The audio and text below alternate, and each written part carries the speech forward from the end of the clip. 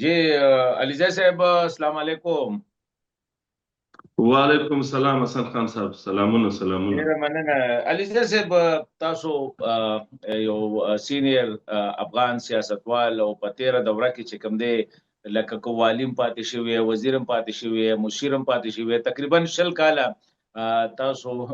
مختلف دولتي عہدو باندې او سیاسي عہدو باندې پاتې شوی. دا راته وای دا وخت چې کوم صورتحال دی په خاصه توګه د پاکستان او د افغانستان ترمنځ داسې چې تاسو په وخت کې تاسو لیدل چې دومره تاو تریخواله دومره وخت پورې چې دا شپږ و میاشتې وشوي، بارډر بند دي، منځ کې پکې په یو بل حمله مو شولې. بسم الله الرحمن الرحیم. اول زه حسن خان تاسو ته او تاسو ډیرو درنو لیدونکو ته خپل سلامونه او نیکی هیلې وړاندې کوم. تاسو د سوال په جواب کې متاسفانه ډیر د افسوس ځای دی چې زموږ دواړه ګاونډیان مملکتونه چې موږ سره ډیر مشترکات لرو په دې خاوره کې سره قومونه وو، اسلامي لحاظه د انسانانو د ژوند د لحاظه موږ پاکستان او افغانستان ګڼ مشترکات موږ سره لرو. خو زما مخکې چې تاسو وویل زما تر اوسه پورې په دا 20 کاله نظام کې چې ما مختلف سیاسي مسایلو باندې کار کړی دی، ما دومره بد وضعیت لکه څرنګه چې اوس د افغانستان او د پاکستان حالات موږ لرو ما نه دی لیدلی. خو کوشش دا اوسي حسن خان صاحب چې دغه مشکلات دپاره یو رای حل پیدا سي د دواړو جانبینو، چې موږ وکولی سو او موږ بار بار غوښتنه کړې ده د دواړو هغه اړخونو نه چې جنګ ته ترجیح ورکوي یا د زور د لارې مسایل حل کوي. زموږ کوشش به دا وي چې موږ څنګه وکولی سو چې موږ دواړه مملکتونه ملکي خلک تفاهم سره ولري او راکړه ورکړه سره ولري، لکه د تیر په شان چې موږ ډیر ښه روابط سره درلودو، تګ و راتګ مو سره درلودی. یعنی زما په وخت کې زما نه فایده کېږي چې موږ په دومره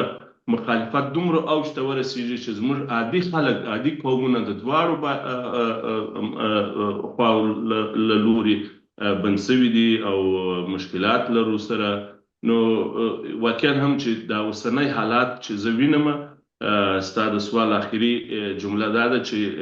ډېر مشکلات دي، داسې مشکلات تر اوسه د پاکستان او د افغانستان په مابین کې نه وو پېښ سوي. دې ځل لکه لیزه صاحب لکه مخکې به مو چلو زه ټیک د دولتونو ترمنځ د سیاستونو اختلاف او هغه به وو هر څه، خو ولسي سطح باندې چې کوم دی دا نفرت او دا مخالفت دومره نه و. تاسو ګورئ نه چې اوس لکه زه خو پاکستان کې وینم چې پاکستان کې هم ډیر زیات شو، هغه بیا د آی غاړې نه هم یو بل ته کنزل او رټل او سپوکې او سپورې وغیره دا چې داسې نو شوي چې یاره اوس د هغې اثر په عام افغاني چې پاکستان کې د پیغام پریوزي او که یو او که دغه شانتي یو پاکستاني په افغانستان کې دی یا ایون بهر هم یو بل سره داسې تاوتریخوالی لري. د دې حد ته را رسېدو کې تاسو وایئ چې بنیادي وجوهات د دې څه دي؟ چې اول خو خبره دا ده چې د دواړو مملکتونو تر مابین د سیاسي حالات، سیاسي راکړې ورکړې، سیاست کول دا د شکنځلو او د بدو خبرو ځای نه لري. مخالفتونه غالبا چې د ټولو مملکتونو تر مابین راځي، د ټولو ولسونو تر مابین راځي، خو دا د دې لپاره هوښیار او سیاست دا دی چې د رای حل دپاره کوشش وشي. په دې بخش کې زه په دوو بخشو باندې بېشم. یو هغه خلک دي چې ناست هم دغې ته وي، بل هیڅ کار هم نه لري، د خلکو د ولسونو تر مابین مشکلات پیدا کوي، البته د حکومتونو تر مابین مشکلات پیدا کوي، او بعضې استخباراتي کړۍ هم په دې کې کار کوي چې څنګه وکولی شي چې دا ولسونه نور هم سره متنفر کړي او دا ولسونه یو پر بل سره بې باوره کړي او دا ولسونو ته یو داسې مشکلات پیدا کړي لکه اوس چې موږ تاسو وینو. نو هیڅ وخت د ولسونو په مابین کې مشکلات باید پیدا نشي، او زه امیدواره یم چې دا مشکلات به دایمي نه وي. دا به کوشش کوو چې د دې ولسونو تر مابین بلکې د حکومتونو تر مابین یو داسې رای حل پیدا شي چې موږ دواړه مملکتونه یا د دواړو خوا ولسونه موږ داسې ژوند سره وکړو چې هغه هم په قانون استوار د انساني چوکاټ کې موږ تاسو خپل ژوند ته دوام ورکړو او دا مشکلات رای حل راووځي. اوس علیزه صاحب که لکه اوس پوښتنه وکړم لکه نن سبا که سړی وګوري خاص کر پاکستان کې دا یو تاثر دی چې مخکې به انډیا والا بھارت والا په ډیر زیات دا اوس په د پاکستان مخالفت کې په نفرت کې افغان چې کوم دی که چېرته پاکستان باره کې سمه خبره کیږي نو لمبه خو برداشت کینه او که برداشت هم شي نو لکه د هغې خلاف لکه داسې قسمه پروپاګاندا چې هغه خبره نه دین مني نه دنیا مني. نو تاسو څنګه غواړئ چې دې کې تاسو څنګه چې اشاره وکړه چې استخباراتي دغه د هغې پکې د کړی چې کوم دي د هغې پکې لاس دی او نورم نو تاسو ګورئ نه چې لکه یو افغان پاکستان او افغانستان دا د یو بل نه بیلیدونکي ملکونه دي د قومونه دي او هغه اوس دې ته راغلل چې دا شپږ میاشتې وشولې تاسو ته دغه دی چې بارډر بالکل بند دی نو دې حد ته رسولو کې دې کې واقعي تاسو به چې بس هم صرف دغه د بهرنو استخباراتي کړو لاس دی د دننني استخباراتي کړی د هغې لاس دی یا د ډایسپورا چې ورته تاسو وایئ دوی د چا دپاره بیا کار کوي؟ دغه زما په اند خو یو نظریاتي اختلاف یو چې زه ورته نظریاتي اختلاف سره لرو پر مشکلاتو اختلاف سره لرو. دا اختلاف کول سړی په ډېر درنه ډول سره مطرح کړي او د تفاهم لارې ولټوي. دوه موضوع استخباراتي کړي په دې کې شک نشته چې په دې منطقه کې بالخصوص د پاکستان او د افغانستان تر مابین داسې استخباراتي کړي شته چې دا ولسونه سره بې اعتماده کړي او دا خطه بې امنۍ طرف ته بوځي او کوشش نو حتما بعضې استخباراتي کړي سره هغه خلک چې د استخباراتي کړي سره لاس لري او هغه به د یو څو ګټې په خاطر باندې همیشه یا د مطبوعاتو د لارې یا د سوشل میډیا د لارې یا د نورو لارو داسې لارې چارې استعمالوي چې د ولسونه نور هم په اختلاف کې سره واچوي او نور هم د ولسونه سره بې اعتماده کړي. خو په دا دواړه بخشونه چې دي دا دلته په افغانستان او پاکستان کې اوس دواړه کار کوي او دا استخباراتي کړي یا هغه اشخاص چې دغه برنامه مخته بیایي هغه په خپلو شخصي ګټو پسې ګرځي نه چې د دواړو د وطن او د خلکو ګټې په نظر کې ونیول شي. اوس تاسو فرض کړئ چې د ډېره وخته څخه د دواړو د لورې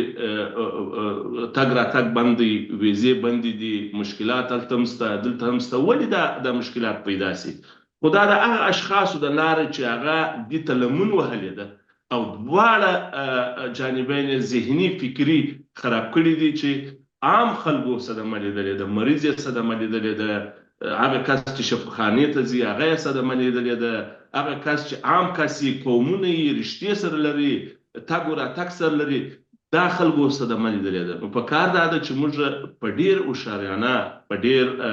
بالخصوص سیاسي طبقه بالخصوص تعلیم یافته طبقه بالخصوص مطبوعات لکه تاسو او نور دوستان چې دي یو داسې فضا رامنځته کړو چې موږ د دې اختلاف پر ځای تفاهم ته ولاړ شو. د اختلاف لار ګټه نه لري په اختلافو کې هیڅ چا ګټه نه ده کړې په جنګ کې هیڅ چا ګټه نه ده کړې یوازینۍ لاره رای حل ده چې موږ دلته په دې خطه کې د یو داسې امن او د یو داسې اعتماد لپاره کار وکړو چې لکه تاسو چې په خبرو کې وویل چې د پاکستان افغانستان یو پوښتنه کوم دې وخت کې چې په افغانستان کې کوم حکومت دی یا رژیم دی یا یو ټوله چې دا وخت کې حاکمه ده نو دلته پاکستان کې داسې خلک سوچ کوي چې لکه دا دومره ترمنځ د دوی دغه تللی دی چې دا مشکل ښکاري چې د پاکستان او د دوی ترمنځ یا د پاکستان حکومت او د دوی ترمنځ چې کوم دی هغه اعتماد چې کوم خراب شوی خاص کر د پاکستان هغه د دوباره بحال شي. نو ستاسو څه خیال دی واقعي حالات داسې ښکاري چې پاکستان ته د طالب سره چې کوم دی چلن چې دی دا به ورته ډېر ګران را روان وخت کې یا ګران ښکاري یا نه هغه پل جوړېږي نه د دې دواړو ترمنځ؟ زه دا حسن خان صاحب دواړې موضوع تاسو ته تشریح کوم. اول خو کوشش کوي چې دا وسي چې د دواړو جانبین تر مابین هغه خدشات چې دواړه جانبین یو څه بل سره لري دا واضح او یو په یو ګوته کې او د دې سره د ملت ته مراجعه وکړي او سیاسيونو ته مراجعه وکړي چې کومک وکولای شو چې دا موضوع د دې رای حل راوباسي. متاسفانه چې په دا دوران کې د طالب او پاکستان تر مابین کوم مشکلات تر اوسه پورې شروع دي، موږ هیڅ داسې شاید نه لرو چې د دې پر یو خاص نقطه باندې یا پر یو خاص تفاهم منځته راغلی دی. البته په دې کې نور مملکتو لکه چین مثلا ترکیه هیواد، قطر هیواد، نور هیوادونو کوشش وکړي چې د دې د نږدېوالي سره رانږدې کړي تر څو چې یو رای حل وباسي. تر اوسه پورې نه دغه مملکتونه په دې توانېدلي دي، نه دوی پر خپله په دې توانېدلي دي چې هغه مشکلات رای حل راوباسي. نو زما د دوم سوال بخش دغه دی چې تاسو وکړئ چې زه مطمئن نه یم چې په لنډ وخت کې به د طالب او پاکستان اعتماد بحاله شي، ځکه چې د طالب او پاکستان اعتماد بحاله دوی یو د دې خپله په مابین کې تفاهم دی. یو دا دی چې د خارجانو د بعضې مداخلو د وجې نه هم دا تفاهم نشي سره رانږدې کېدی. په کار دا وه چې د طالبانو او د پاکستان حکومت واضح او علني خپل اختلافات ایښي وای او د اولسونو نه او د سیاسیونو نه کومک غوښتی وای او دغه مشکلات چې اوس د لارې بندېدل دي یا مثلا د ترانزیت بندېدل دي یا د تجارت بندول دي، دا یو خواته ایښي وای او دا د خلکو مشکلات وجود کړي نه وای، دا موضوعات یې حل کړي وای. پاتې سو د دوی هغه موضوع چې د دوی سره وای یا د افغانستان او پاکستان سره وای واضح په ګوته کړي وای او کوشش یې کړی وای چې حل کړي وای. خو یو شی زه دا وایم چې زه دواړو جانبین ته دا وایم حسن خانه چې د دوی د استخباراتي لوبې که دوی سره کوي دوی هیڅ وخت نتیجې ته نه رسیږي تر څو چې دغه د افغانستان پاکستان موضوع مردمي او سیاسي نسي. زه فکر نه کوم چې دې راه حل ته راوځي. هغه وخت به دا لوبه یو مثال درته وړوکی مثال درکړو. هغه ورځ د ملا یعقوب صاحب چې د طالبانو د دفاع وزیر دی د روس سره دغه فوجي یا تکنیکی چې کومه د تعاون معاهده چې وکړله یا شوې ده یا لا نه ده شوې چې څنګه کابل ته راغی نو د لمبې نوم چې واغسته د ملک اوس په پاکستان جرأت نشي کوي چې په دغه باندې دا دومره منفي سوچ یا دا دومره د نفرت نه ډک سوچ لکه بل دلته خلک بیا پاکستان کې بل خبره کوي چې دا ملا صاحب چې کوم دی پاکستان کې لوی شو، پاکستان کې سبق وې، پاکستان ولا دغه وکړه چې دی داسې شو وی په نور باندې بس اعتبار کې لکه دومره پورې دغه بیان په دغه ځای باندې چې ته کابل ته راورسېدې او تا لکه دا یو تاثر ورکړه چې دا هر څه د پاکستان خلاف کو نو پاکستان به ورته څنګه اړه سپین شي. زما یوازې مشخصه د پاکستان او د طالب موضوع نه ده چې زه هم دوی دوه دي په موضوع د اولسونو هم ده. موږ عام اولسونه په دې کې سوځو، په دې مشکلاتو کې د دواړو خواو اولسونه سوځي. ما تیر خبرو کې تاسو ته اشاره وکړه چې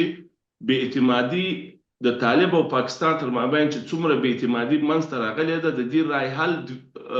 اولسي او سیاسي حل دی، استخباراتي حل نه دی.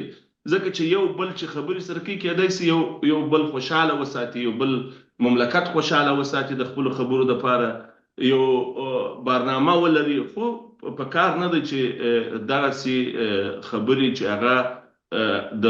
مملکتو یا د اولسونو جلاوالي سره راولي باید چې هغسې خبرې وسي چې د خلکو نږدېوالی راولي تر څو چې موږ وکولی سو د افغانستان خلک، د پاکستان خلک، بالخصوص طالبان چې اوس په حاکمیت کې دي، حکومت یې په لاس کې دی او د پاکستان حکومت چې هغه حکومت دی، نو په کار دا ده چې دوی داسې یو تفاهم ته سره ورسېږي چې هغه د دواړو جانبینو د اصولو مطابق او د داسې رای حل ورسېږي چې په دا خطه کې په دې منطقه کې د امن هغه خو ګوره علیزی صاحب طالبانو خاص کر داسې ماحول جوړ کړی دی چې هغوی ته اوس دا اندازه شوې ده چې د پاکستان خلاف خبرې کول، د پاکستان خلاف نفرت پیدا کې نو دا خاص کر د سوشل میډیا باندې فیسبوکیان شو دغه والا شو دا به د خوښۍ نو هغوی دپاره خو اوس سروایول داسې ښکاري چې د طالب سروایول یا په خلکو کې محبوبیت دپاره چې کوم دی د خلکو خدمت کول، د هغوی د صحت، د تعلیم، د دې خبره نه بس چې څومره د پاکستان پسې ته کنزل کوا رټل کوا بد رد وایا نفرت پیدا کوا دومره به تا خلک افغانستان والا د خوښي. په خپل خبرو کې حسن خان صاحب تاسو ته یاداري وکړه چې بعضې خلک استخباراتي لوبې کوي. دغه بدې خبرې او بد ویل دا زه فکر کوم چې دا د وطن سره دوستی نه ده، بلکې د وطن سره د بل د استخباراتو مشکلات وزودول دي په منطقه کې. دا یوه خبره ده. بله خبره دا ده چې د افغانستان او د پاکستان موضوع رای حل غواړي. که دغه خلکو چې دا بد وایي رد وایي دا په افغانستان چې حمله وسوه، پاکستان 3-4 واره حملې وکړې، د دې نتیجه ښه وه که بده وه؟ خو بده سوله. نو په کار دا ده چې موږ داسې یو لار اختیار کړو چې د دواړو مملکتو یا د دواړو حکومتو یا د دواړو د جانبین د ولسونو ترمنځ دغه منفي نظر یا هغه استخباراتي لوبې چې خلک غواړي چې دا منطقه په جنجال او په جنګ سره واستي دغه جلوګیري دواړه. که غواړو چې موږ په دې خطه کې امن راوړو، یوازینی رای حل هغه دی چې د بل استخباراتي لوبې په دې منطقه کې باید چې عملي نه کړو. دا ما بار ویلي دي چې په افغانستان کې د بل د سیاست کولو باید چې افغانان قرباني نسی. دا که روسیایي، دا که هندوستاني، دا که چینی، دا که هر مملکتي، افغانستان د دې د رقابتو سیال باید نسی. افغانستان باید چې مستقل د خپلو خلکو سره بالخصوص د پاکستان چې همسایه دی د دې سره یو داسې تفاهم ته ورسېږو چې موږ د دواړو مملکتو ولسونو ته ګټه رسولي، تجارت ته مې ګټه رسولي، مریض ته مې ګټه رسولي، مشکلات مې حل کړي، تر څو چې موږ وکولی شو چې د دا خطې کې یو امن او زموږ د پاکستان تر مابین یو داسې تفاهم. لکه علیزی صاحب، لکه تاسو هم ګورئ موږ هم ګورو، تاسو لکه الته کې پرس کې تحریک طالبان پاکستان دا خبره چې کله هغوی دلته کې حمله وشي یا دغه وشي نو د افغان سونه سوشل اکاونټ سوشل میډیا نو هغوی ډېر زیات خوشحاله که په پېښور کې وشوه، باجوړ کې وشوه، که په ډېر اسماعیل خان کې وشوه، که په کوهاټ کې وشوه، چېرته چې ستاسو دا ټول افغانانو ژوندونه هم کړي دي، هغه ځای کې چې حمله کېږي نو دوی ډېر په دې سوشل میډیا مونږ ګورو. ظاهره خبره ده د هغې دلته کې اثر وي او هغه نفرت بیا اظهار کېږي. بل دا دی چې په افغانستان کې دوی لکه تحریک طالبان یا دا نور چې کوم ګروپونه دي دوی ته دوی بیرونی مجاهدین وي او په دې سوشل میډیا باقاعده سپورټ کوي او ډېر ښه تاسو تعلیم یافته خلک، هغه خلک چې هغه لکه دغه دی ښه پوهه خلک دی بهر ښه دغه باندې دی. نو چې داسې دي چې تاسو ټول لکه افغانان د پاکستان خلاف دا نه دغه کوي چېرې لکه دا ټي ټي پي یا دا نور ګروپونه قبیله شو، ټي ټي پي شو، ټي آی ایم وغیره د دې ساتلو دپاره چې کوم دی خپل حکومت باندې تنقید په ځای باندې هغوی له لکه حوصله ورکوي او خوښوي یې. نو داسې حالاتو کې به بیا څنګه دا ملک سمیږي؟ د دواړو ملتونو به څنګه رايوځای کوي بیا تاسو؟ زه تا ته دا وایم چې اول خو په یو مخالفت کې یا په یو بدو ویلو کې د یو کس یا درو کسانو ټول ملت ته خطاب نه کېږي. صحیح ده؟ دا باید چې موږ سره تقسیم کړو. ما د پاکستان تم دا وایم، د افغانستان سیاسیونو ته هم دا وایم چې تاسو د 2 نفرو د مخالفت د وجې ټول ملت ته خطاب باید چې ونسي. دا یوه خبره ده. راځم ستا د سوال په جواب کې. فرض که زه یو افغان یم، تا ته ناست یم، افغان یم، په دې وطن کې مې کور معلوم دی، په دې وطن کې مې قوم معلوم دی، په دې وطن کې مې حیثیت معلوم دی. زه هیڅ وخت د ټي ټي پي حمله په پاکستان کې نه تاییدوم او ردوم یې مردودوم یې.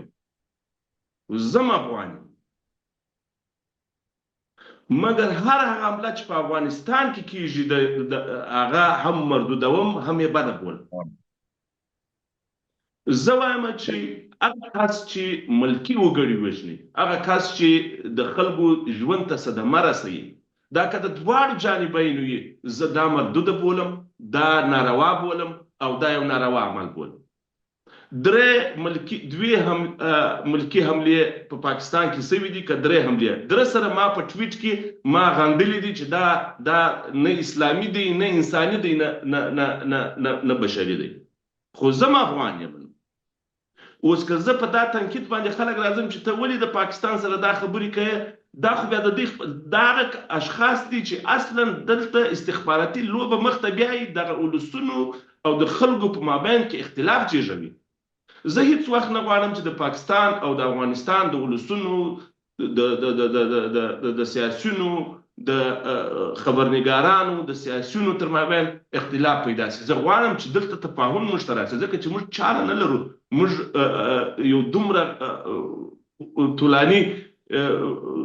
سره لرو چې بیخي قومونه مې سره یو دي، مذهب مې سره یو دی، دین مې سره یو دی، کلتور او عنعنات مې سره یو دي. نیمه خلک دلته اوسېږي، نیمه دلته هلته اوسېږي. زه څنګه راولاړ سم یو څوک چې انفجار کوي په کوټه کې یا په پېښور کې، زه هغه ته صحیح ووایم، زه ورته خوشحاله سم. دا خو انساني اسلامي وظیفه نه ده چې زه خپله ادا کوم. نو معلومه ده چې زه په دغه عمله چې په پېښور کې کېږي ملکي وګړي دی او د دې تایید کوم، خو معلومه ده چې زه د بل د استخبارات لپاره کار کوم، زه د پیسو په مقابل کې دا ته شوایم. که سړی انساني او بشري سیاست وکړي دا مردود دي. بالکل زه د دې مخالف یم. هیڅ څوک باید چې په دې باندې خوشحاله نه واوسېږي، او دا چې څوک خوشحاله کوي زه دا ردوم او په کلک وغاندم. دې کې یو خبره ده، لکه علیزی صاحب لکه ستاسو غونته کې یا مشران چې دي که نه، وی هم لکه داسې چېرې دا حالات دې حد ته روان دي، نه پاکستان د طرفه او نه دغې د خوا چې کوم دی څوک را مخې ته کېږي چېرې په دې خبرې اترې وکړو، یو بل سره مطلب دا دی چې نوټ شیر کو چېرې دا به څنګه دا حالات مخې دغه ځي. دې حوالې سره اخوا سیاسي مشران او دې خوا هم سیاسي مشران خاموش دي. دا ستړي شوي خو نه دي چېرې بس نه کېږي یاره نوره. چې اکثره سیاسي مشران سره که په پاکستان کې دي که په افغانستان کې دي، زه ورسره په تماس کې یم او تاسو په جریان کې یاست. خو خبره دا ده چې په دغې اوسني وخت کې نه پاکستان او نه طالبانو دا سیاسي مشرانو ته مراجعه کړې ده. هغه وخت به د دوی رول سالم جوړیږي او خپل رول به ادا کوي چې دوی مراجعه وکړي. دوی اوس متاسفانه چې ټول فشار یې پر جنگ دی، یعنی جنگ خو رای حل نه دی، یا د بمباریو رای حل یا د خلکو د وژنو، دا خو رای حل نه دی. موږ بار پر دوی غږ کړی دی چې که طالب دی که د پاکستان حکومت دی، موږ ورته ویلي دی چې راسئ کښېنو، دا موضوع په تفاهم حل کړو، رای حل یې وکړو، او صدمې چې عام ولس ته رسېږي د دې دپاره کښېنو، یو خبره وکړو. تر اوسه پورې دوی دواړه د زوره څه کار اخلي، دواړه دې ته زمینه نه ده برابره کړې چې یو د سیاسینو او جامعه مدني او داسې اشخاصو د مطبوعاتو اشخاصو ته یو زمینه برابره شي چې اقلا یو آزاد مجلس خو وکړو چې ولې دا مشکلات جوړېږي، ولې دا اختلاف دومره وزودېږي چې زما مریض، زما میوه، زما ترانزیت، زما نور مسایل د پاکستان سره ولاړ دي. باید چې نه ودرېږي، باید چې زما پخوا چې دا خلک آزاد تګ و راتګ کوي، شفاخانې ته به تلئ، مریض به یې وړئ، دا به کول، ولې دا بند سو؟ دا د هغه اشخاصو د وجې ثبات غواړو چې غواړي په دې خطه کې بدامني پیدا کړي او دا خطه نور هم ناارامه کړي، او په دا خطه کې داسې خلک راولي چې په دا خطه کې غیر له انفجاره، غیر له بدبختۍ بل شی نه وي. نو که چیرې د دواړو حکومتونو دوی دواړو دا کار کړی وای، زه امیدوارم چې دا موضوع به یو رای حل راوتلی وای او موږ به د دې رای حل دپاره کوشش هم کړی وای. دغه ته څنګه ګورئ د روس او د طالبانو ترمنځ چې دا کوم د تکنیکی تعاون دا معاهده ده، دې ته تاسو څنګه ګورئ چې آیا دې سره به افغانستان یو وارې بیا د غټو طاقتونو یا د سیمه ییزو طاقتونو دپاره یو خبر استبل خو به جوړ نه شي؟ چې اول خو زه دغه معاهده چې زما د معلوماتو په اساس باندې دا معاهده امنیتي معاهده نه ده. دوی دا ویل دي چې هغه زاړه مسایل چې په افغانستان کې د روسانو نه پاتې دي، توپ او ټانک، د هغه د ترمیم دپاره د یو دغه کړې ده، یو معاهده یې کړې ده چې دا به تحقیق. خو په کل کې زه خبره دا کوم چې دلته د امریکې او د روسانو او چینایانو موږ هر وخت دا ویل دي چې موږ افغانستان د لویو قدرتو د جنگ میدان نسی. که چیرې دغه د روسانو معاهده زموږ دپاره په ضرر وي، باید چې د دې نه موږ تېر واوسېږو، باید چې موږ د خپلو همسایګانو سره په تفاهم ته ورسیږو. موږ د لوی قدرتونو سره په تفاهم ته ورسیږو. تر اوسه پورې زما په اند خو دغه معاهده کومه نتیجه هم نه ورکوي او روسان که غواړي چې په دغه معاهده باندې خپل هدف ته ځان ورسي هم نشي کولی چې خپل هدف ته ځان ورسي او نه طالبان کولی شي چې په دغه د معاهده باندې خپل هدف ته ځان ورسي. نو په کار دا ده چې افغانستان د لوی قدرتونو د جنگ میدان نه ووسیږي. افغانستان باندې د روس څه هدف دی؟ روس معلومه خبره ده چې موږ خو اصلا افغانان د روسانو سره ښه تاریخ نه لرو. روسانو په مقابل کې افغانانو جهاد کړی دی. روسانو د امریکې او د پاکستان او د نورو مملکتو په همکاري او کومک باندې د روسانو سره جهاد کړی دی. روسان به کولی شي چې په خپل هدف پسې ګرځي، مګر زه فکر نه کوم چې په دې وخت او زمانه کې د روسانو هغه هدف چې د روسانو دی هغه لاسته راوړي، ځکه چې افغانان د امریکایانو د اروپایي ټولنې سره 20 کاله مزل کړی دی، ورسره همکاري او کومک اوس هم لري. اوس هم د طالبانو د حکومت سره اروپایي ټولنه امریکا کومکونو ته کوي، ولسونو ته کوي، خلکو ته کوي. زه فکر نه کوم چې روسانو چې هر هدف لري خپل هدف ته ورسیږي، او د روسانو که هر هدف وي باید چې خپل هدف په سوله او تفاهم کې لاسته راوړي، نه په سیالي او نه د نورو مملکتونو په افغانستان کې د سیالي د لارې. ډیره مننه علیزی صاحب، ثانک یو ویری مچ احمد الله علیزی صاحب. تاسو موږ سره خبرو کړې، ډېر تفصیلي خبرې وکړې. مننه سر. ستاسو نوم یو جان مننه.